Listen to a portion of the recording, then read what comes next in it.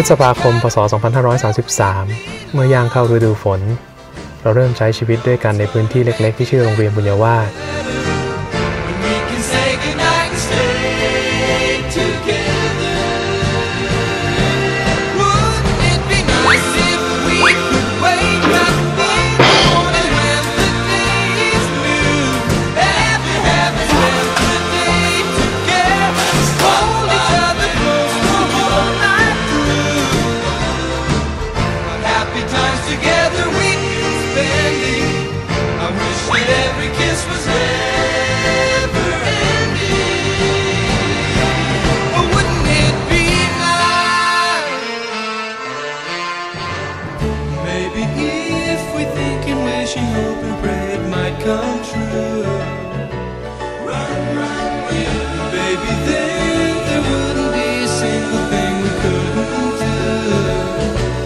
เราใช้ชีวิตร่วมห้องอยู่กัน3 ปี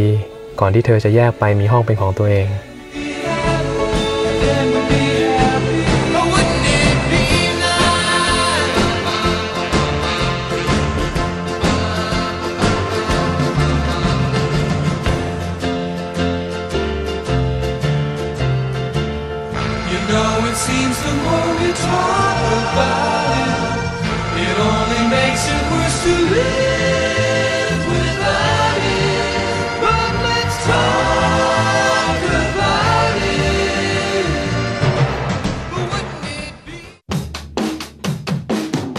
พ.ศ.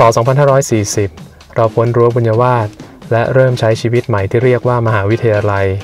เหมียวไปไกลถึงประเทศอังกฤษแต่ผมไปแค่สุดขอบกรุงเทพที่เรียกว่าลาดกระบังและก็เป็นตั้งแต่ปีพ.ศ. 2540 นี่เองเหมียวใช้เวลา5 ปีในประเทศอังกฤษและอีก2 ปีในเมืองจีนสำหรับผมแล้วผมใช้เวลาทั้งเรียนและทำงานในกรุงเทพมหานครอยู่7 ปีและก่อนที่จะใช้เวลาอยู่เกือบ4 ปีในประเทศอเมริกาช่วงนี้แม้เราจะห่างกันแต่ก็มีเรื่องให้อัปเดตผ่านเพื่อนเสมอสำหรับเรื่องของเรา2 คน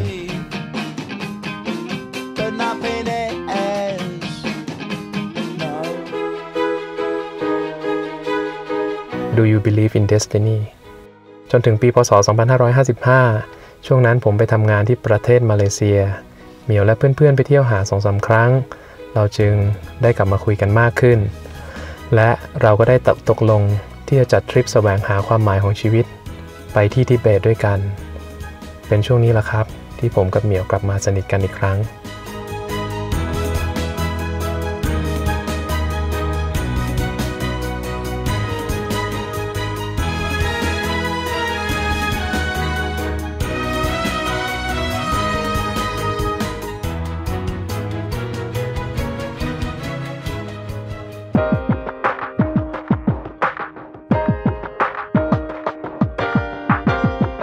ในปีพ.ศ.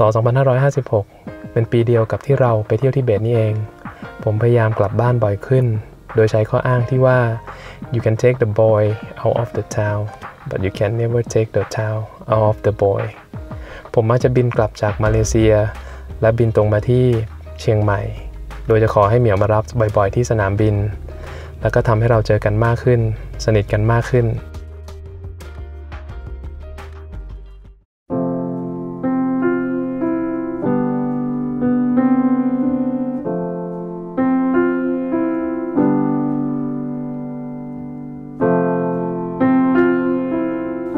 น่าแปลกตอนที่ผมรู้ตัว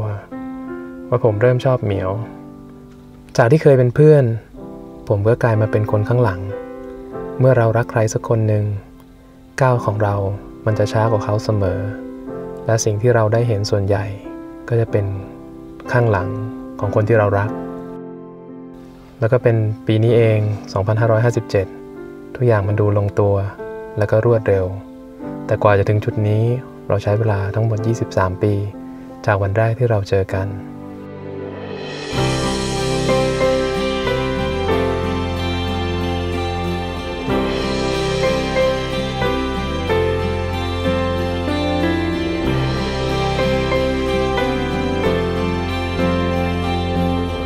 ผมคิดว่าสิ่งสำคัญสำหรับชีวิตคู่นั้นคือการได้เจอใครสักคนหนึ่งที่จะใช้ชีวิตกับเราในช่วงเวลาที่เราอ่อนแอมีความทุกข์ในช่วงเวลาแห่งความขัดแย้งในช่วงเวลาที่เราเข้มแข็งมีความสุขและรอยยิ้มสำหรับผมเชื่อในเรื่องรักแท้ผมเชื่อว่าทุกคนมีคู่แท้แต่มันไม่ได้หมายความว่าทุกคนจะเจอมาถึงวันนี้ผมรู้สึกว่าผมเป็นคนโชคดีคนหนึ่ง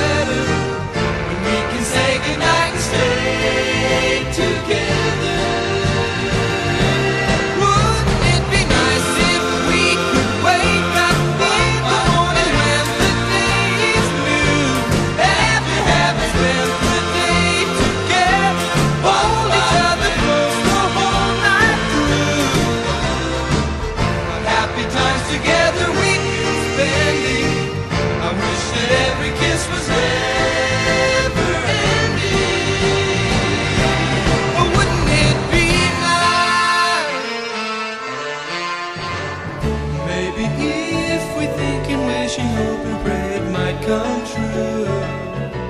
Run, run, baby.